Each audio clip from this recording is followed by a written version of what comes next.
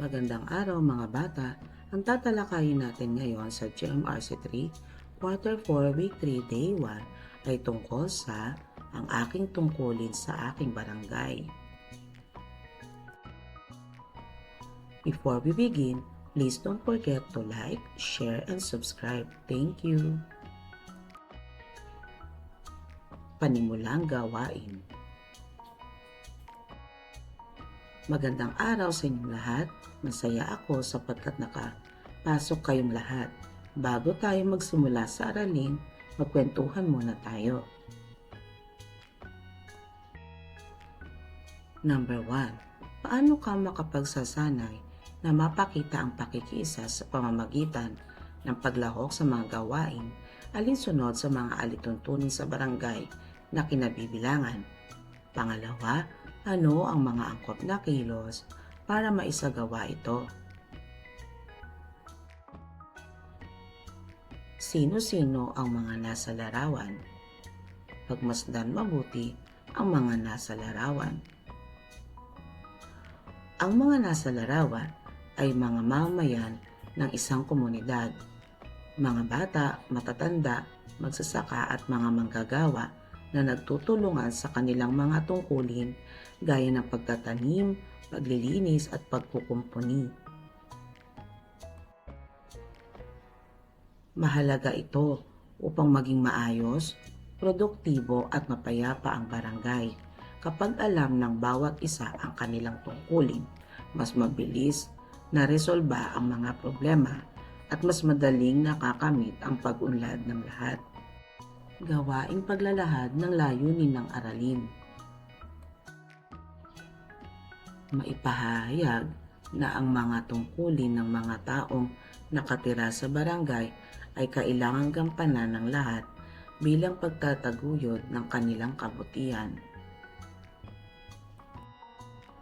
Gawaing pag-unawa sa mga susing salita.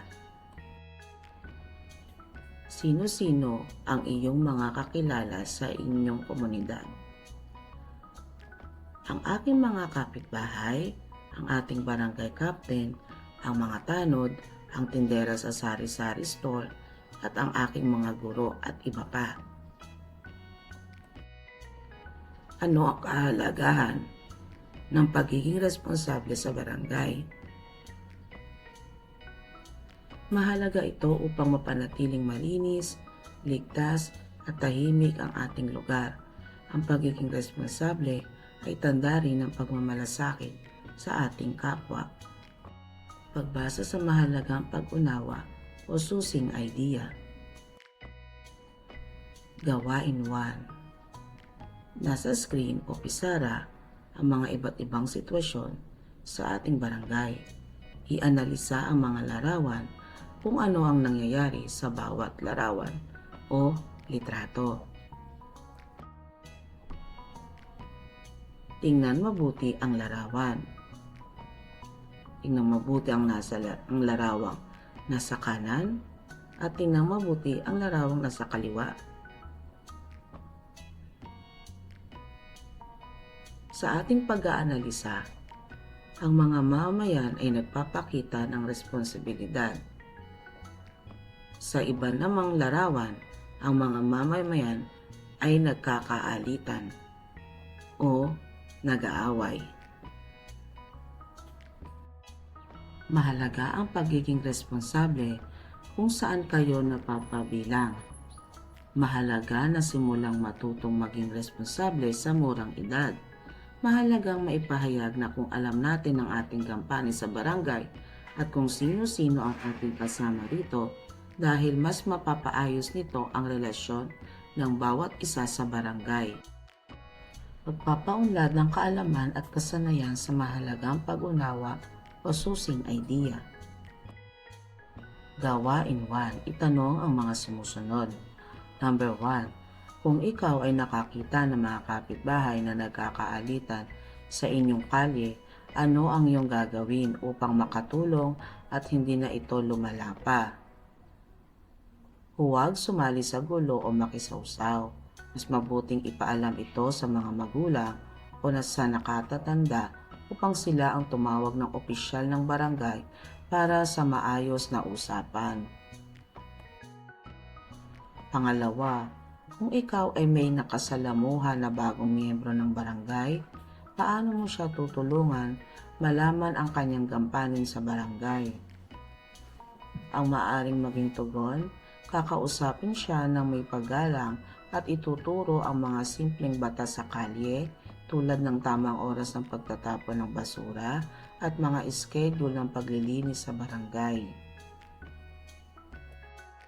Pangatlo, kung ikaw daw ay nangangailangan ng gabay patungkol sa inyong gampanin sa barangay, saan ka maaring humingi ng tulong?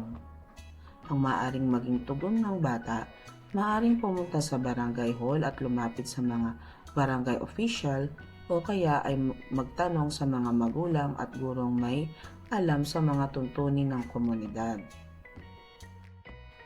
Bakit mahalaga na maging malay sa iyo o may kaalaman ka at mga gampanin ng kapwa mo sa inyong barangay? Ang sagot, upang magkaroon ng kaayusan at kapayapaan. Kapag kasi alam ng bawat isa ang kanilang tungkulin, naiiwasan ng gulo at mas mabilis na umuunlad ang isang barangay. Ano ang iyong munting gampanin sa inyong barangay? Ang posibleng maging tugon ang pagtatapon ng basura sa tamang lugar, pagsunod sa batas ng barangay, at pag-aaral ng mabuti upang maging huwarang bata. Kaanim, ano ang gampanin ng inyong magulang sa inyong barangay?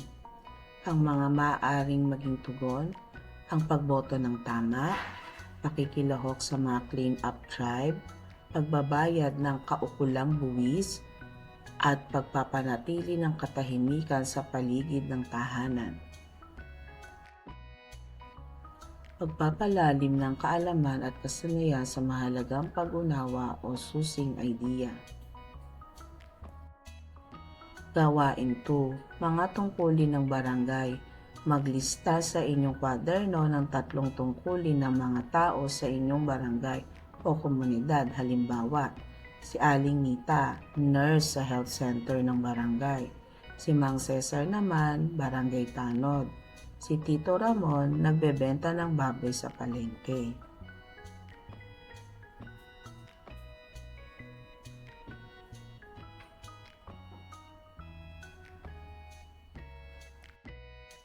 Narito ang maaaring maging tugon. Halimbawa, si Ginang Santos, guro sa pampublikong paaralan na nagtuturo sa mga bata. Pangalawa, si Mang Lito, basurero na nagpapanatili ng kalinisan sa bawat kalye. Pangatlo, Dr. Reyes, volunteer na doktor na tumitingin sa mga may sakit sa barangay clinic. Paglalapat at paglalahad. Masaya at panatag ang loob natin dahil nakikita nating maayos at ligtas ang ating lugar dahil sa pagtutulungan ng lahat. Sa pamamagitan ng pagpapakita ng magandang halimbawa at pagpapaalala na ang bawat maliit na gampanin ay malaki ang nagiging tulong at sa ikauunlad ng ating komunidad. Nangangako tayo na tutupad sa ating mga tungkulin gaya ng pagtatapon ng basura sa tamang lugar at pagsunod sa mga batas ng barangay. Magandang araw, pagtataya ng natutuhan. Makinig ng mabuti sa mga pangungusap na babasahin ng inyong guro. Iguhit ang buong puso sa tabi ng numero kung ang pahayag ay nagpapakita ng pagiging responsable at biyak na puso naman kung hindi. Number 1. Si Yena ay walang kilalang kahit sino sa kanilang barangay bukod sa kanyang mga kamag-anak.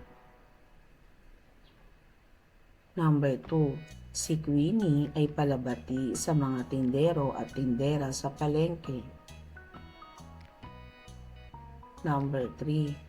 Si Paulo ay madalas makipagkwentuhan sa kanyang mga kapitbahay habang sila ay nagwawalis sa kanilang tapat tuwing umaga.